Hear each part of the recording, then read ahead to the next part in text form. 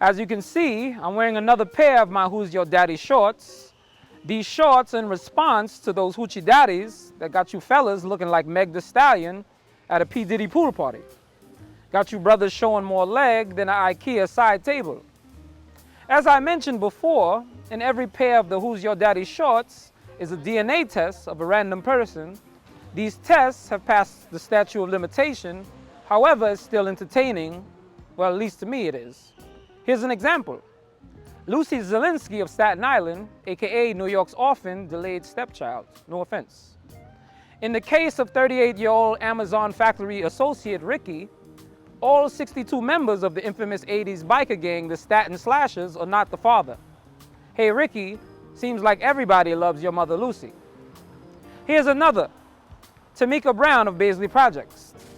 In case of your 47-year-old daughter Victoria, the Woolworth seasonal manager, Craig, is not the pappy.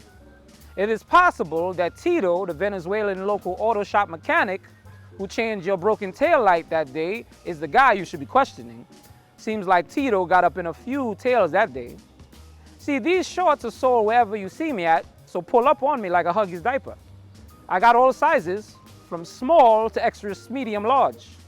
Again, Who's Your Daddy shorts, sponsored by your mama's free spirit phase of her life, where she got her free con every weekend, and your deadbeat daddy's neglect to just run to the store for some prophylactics.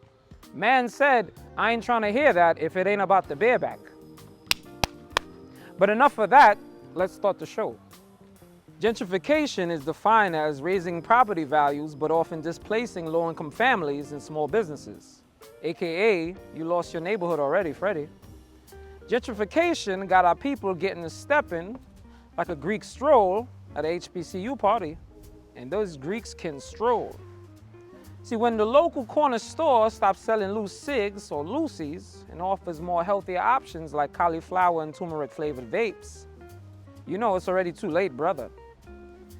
When colonizers, or gentrificators as I like to call them, settle in these neighborhoods that their parents would have avoided like a Sauce Awards barbecue in the early 90s, got Suge Knight on the grill, Tupac is trying to get some Neil hook 'em up. It's one thing to move into a new community and try to adjust to the living, but it's another when you move into a new community and try to adjust people's living. There's a difference. Take an area like Bed-Stuy, for instance. Nobody who lived here 30 years ago, when shots were being fired like Kevin Durant's Twitter account, would have thought it would be where it is. Maybe some did. See, these long-term residents aren't upset that the neighborhood has grown in the last few decades. That's the beauty of Bed-Stuy. It's steady evolving like many other communities around the nation. How it's become a hub for many black artists. Some talented people like myself of color make up the face of the Stuy. And this is not by mistake.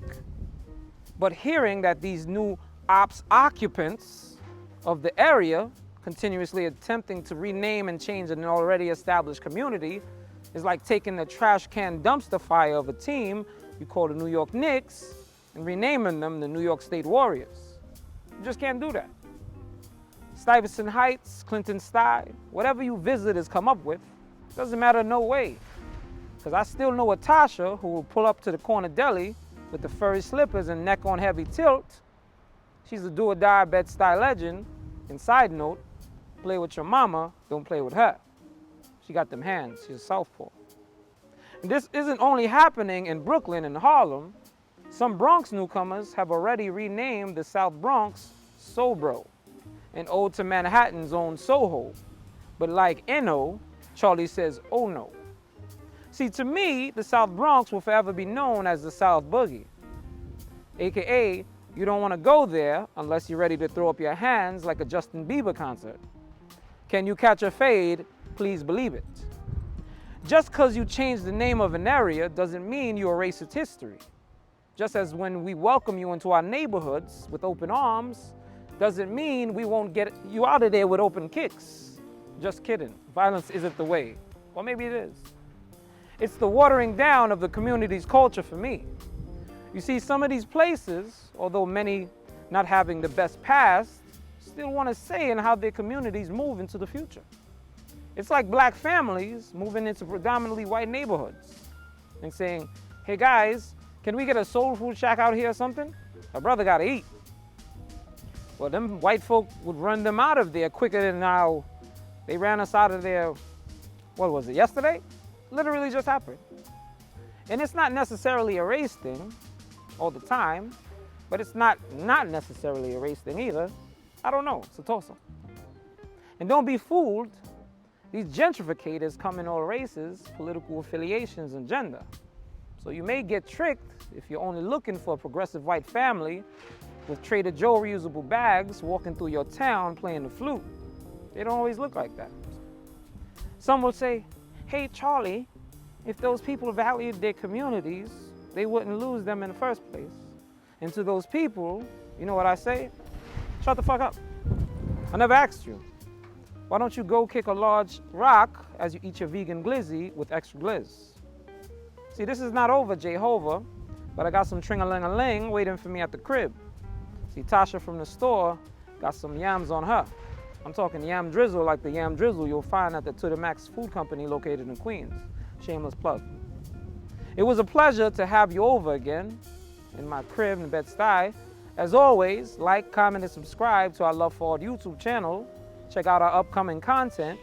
And big shout outs to 4 AM crew. Check them out on their YouTube channel. Please show them the same love you show me, because it's a family affair. Until next time.